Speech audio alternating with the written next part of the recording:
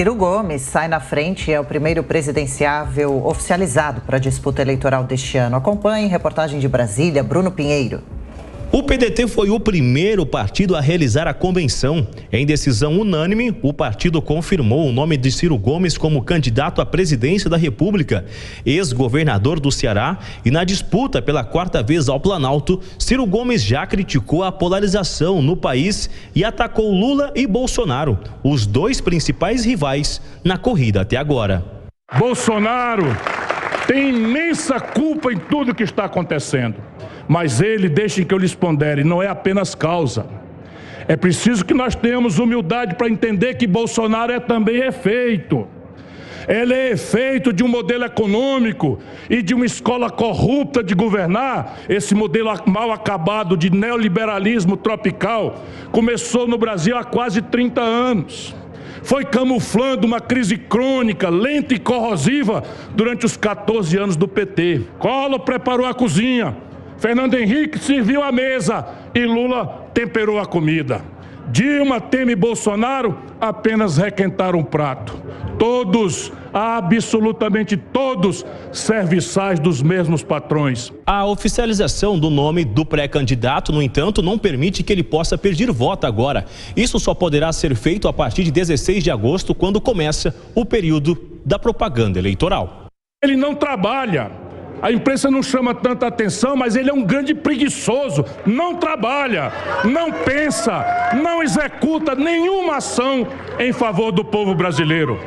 Ele apenas usa como pocilga o belíssimo palácio desenhado por Niemeyer e parece estar disposto a tudo para fazer dele seu acampamento de guerra híbrida. Assistimos esta semana ao mais horrendo espetáculo de apologia da ditadura e de vexame internacional já feito por um presidente em toda a nossa história. E talvez, eu acredito, na história do mundo moderno civilizado. Vocês viram?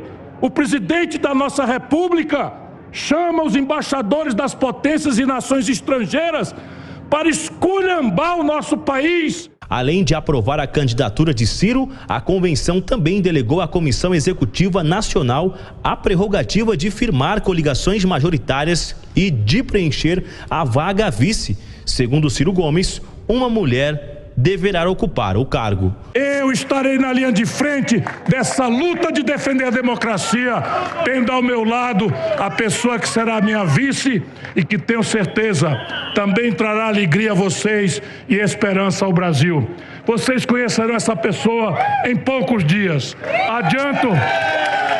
Adianto que, conforme determinação da Miguelina, eu adianto que, se depender de mim, será uma mulher, porque eu sempre respeitei as mulheres e as tive sempre como companheiras inseparáveis na minha luta. Os nomes aventados até agora são os da senadora Leila Barros e da ex-reitora da USP, Sueli Vilela. A princípio, era cotada para concorrer a deputada estadual.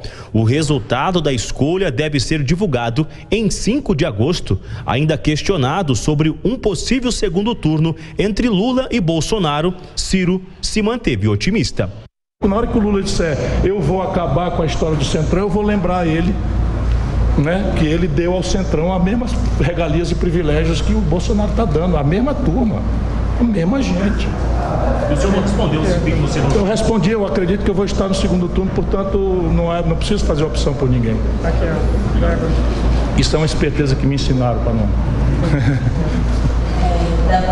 Eu, nessa mania de falar a verdade, eu disse, não, mas claro que não sei o que, então não, agora eu sei, repete que você vai estar no segundo turno, aí na terceira vez eles aceitam.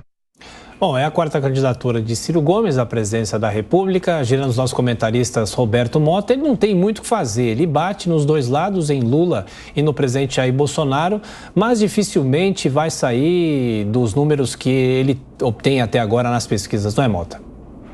Essa é a opinião, Tiago, da maioria dos analistas, né?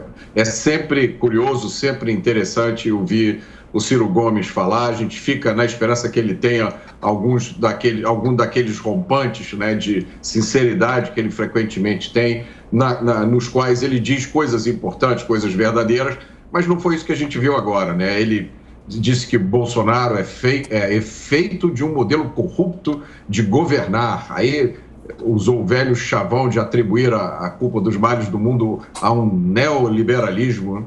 E traçou uma linha de DNA do mal que viria de Collor até Bolsonaro. Ele disse que Collor preparou a cozinha, Fernando Henrique serviu a mesa e Dilma serviu o prato. Interessante, temperou o prato. Interessante saber de quem veio essa criação. Agora, é bom lembrar, né, que o Ciro Gomes foi ministro da Fazenda do presidente Itamar Franco e foi ministro da Integração Nacional do candidato Lula. Então, ele estava nessa linha aí.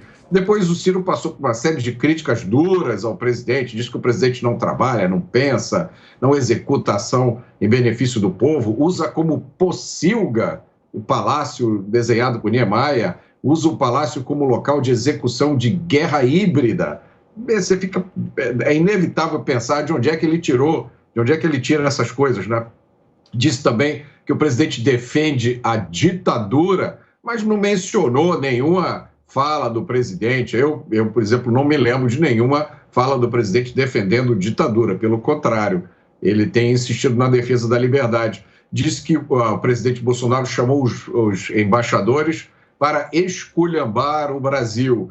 Mas Ciro não falou nenhuma palavra sobre a reunião do ministro Fachin com os embaixadores, que aconteceu antes da reunião do presidente Bolsonaro. Aliás, o Ciro não falou nenhuma palavra sobre ativismo judicial, sobre inquéritos ilegais ou sobre censura. Então, é um discurso que não traz nenhuma novidade. Ô Diogo Schelp, o Ciro se pareceu otimista, dizendo que confia, ou é estratégia, como ele mesmo confessou, sobre ir para o segundo turno, caso ele não vá, para quem devem ir os seus votos. A gente analisava há pouco a última pesquisa Poder Data de ontem, Ciro aparece com 6%, praticamente embolado, como você mesmo comentava, devido à diferença dos pontos percentuais para mais ou para menos a margem de erro. E você achou que o Ciro foi agressivo nas críticas dele ao presidente Bolsonaro nesse discurso?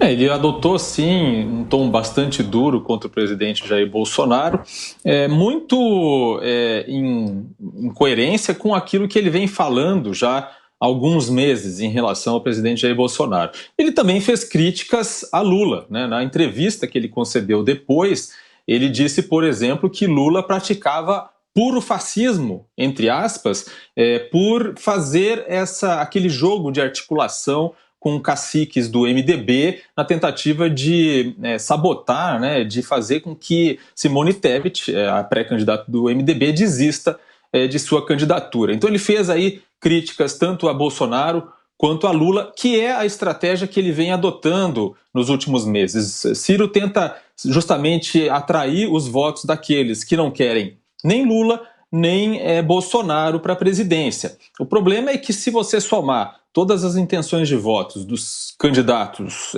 da chamada terceira via, incluindo Ciro Gomes, não chega ao total que Bolsonaro consegue nas pesquisas. Então é uma estratégia difícil, até porque Ciro Gomes está aí isolado nessa disputa, porque até agora o PDT não conseguiu nenhuma aliança com outro partido. Aparentemente, como ele mesmo mencionou, vai ter uma chapa puro sangue, com uma candidata, possivelmente, do próprio partido, para vice na chapa.